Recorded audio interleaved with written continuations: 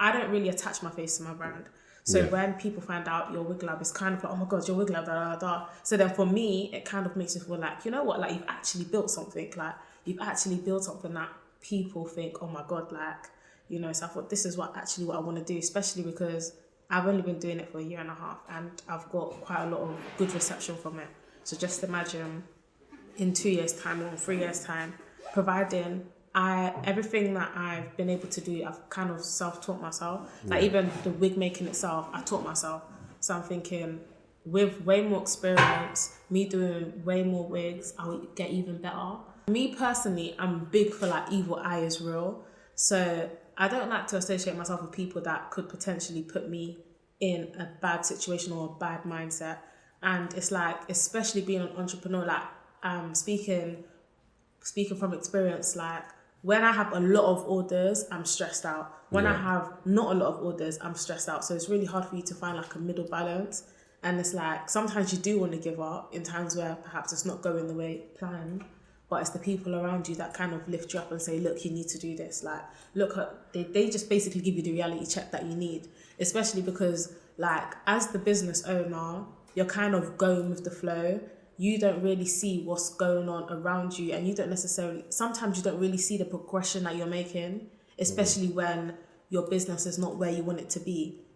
You feel like it's you kind of have negative thoughts in a way because it's not where you want it to be, but that doesn't necessarily mean that you're not getting there, if that makes sense. And the people around you are the people that can actually show you, look, like you're actually doing things, you're not being stagnant. I don't necessarily like to compare myself to other people. So even when I am going through like a down point in life, or if I feel like my business isn't where I want it to be, I always think that, you know what, it will end up panning out.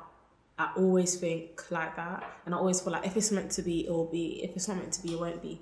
And even in situations where Wig Lab don't work out, I know at the back of my head that I was able to build Wig Lab. So even if it don't work out, I can always build another business, providing I've been able to build Wig Lab with no experience. Now I have experience. So I feel like in any circumstance, I'll still be fine. Yeah. And I always find my feet. So yeah, plus as we were saying before, the people around me, they kind of always lift up my spirit in any situation that I'm in. As a Black female, a lot of people don't like to talk about how they got to where they're at, especially the negative aspects of being an entrepreneur. People just like to portray, this is why I was here, but this is where I am now. They don't necessarily talk about the in-between and how they got there. They just like to talk about, I'm here now and I'm just buying designer, I'm doing this. So I feel like it's really hard for people to look up to people, because right now, especially on social media, everything's just getting dashed at us. The lifestyle's just being dashed at us. So that's literally all we see. We don't see how people got there. We don't see like the mental element. And I feel like that's a big issue, because when people do look up to those people and they do get anywhere near there, they now start feeling some sort of way, because they start going through some bad stuff, and they don't think it's normal because it was never told to them that it was normal. A lot of people that are successful, they kind of got their success later, at a later time in life, like Oprah, for instance.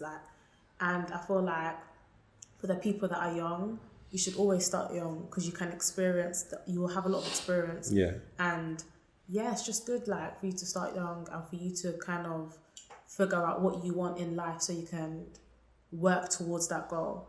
And yeah, don't listen to other people, because most people don't even know what they're saying. Most people don't have the experience. And don't give up. Definitely don't give up. So yeah. Like for instance, I'm African, and one thing I can say is that with African stuff that are not careers that are not conventional, such as if you're not a lawyer or doctor and stuff, a lot of parents, or should I say aunties and uncles, they'll kind of look at you negatively. So for instance, like as a Black female, I can say hairstylists are getting a lot of money, like a lot of money. But then to an auntie, for instance, or to someone's mom, a hairstylist to them is just, you know, someone that just has a store on the side of the road in Africa. Like, so they don't necessarily take it seriously, but they don't understand the effects of social media and the amount of money that they can be making. So they're the type of people that can kind of tell you, oh, you're not being serious, just focus on your books. But yeah, so like, just don't give up, don't listen to other people, because not a lot of people know the potential of social media. And they don't know what you can do nowadays. Only you kind of know your potential, especially in your market as well. Like, and you know the potential of your market, and you know your own potential, and you know what you could make from that. I would say like uni is something that's really costly, and it is something that is quite daunting, and it is quite mentally challenging. So I feel like if you want to go to uni, don't just go there to waste your time. Know what you're going there for, know why you're going there for, and what you're potentially trying to get out of it, and whether what you're trying to get out of it is worth it. So yeah, like I feel like if you actually weigh out the positives and the negatives, and you feel like this is something that will benefit me and benefit my career, I'll definitely say go for it. But there are some careers where you don't necessarily need to go to uni. You can just get an apprenticeship, and that's probably the best route to go. But some careers are not like that, and I feel like if you are trying to go for a career such as that, like medical science, then definitely go to uni. But it's something that you don't want to, like, I've had a lot of friends that they've gone to uni and then they've realised, nah, this ain't for me. Like, when initially they were kind of on the defence as well, but they were like, you know what, everyone's doing it, so I might as well do it. It's not that bad. But I'll definitely say don't do that, because the government is giving you money as well. And I feel like uni is kind of a big wake-up call. You actually start to realise, like, I'm not a child anymore. And you don't want to be an adult and be making childish mistakes, because you are actually going to have to pay for it. Like, you're literally going to have to wake up and smell the coffee one day. So yeah, like, just don't go there and just be silly, and just go with the flow. Know why you're going there and what you're going to do.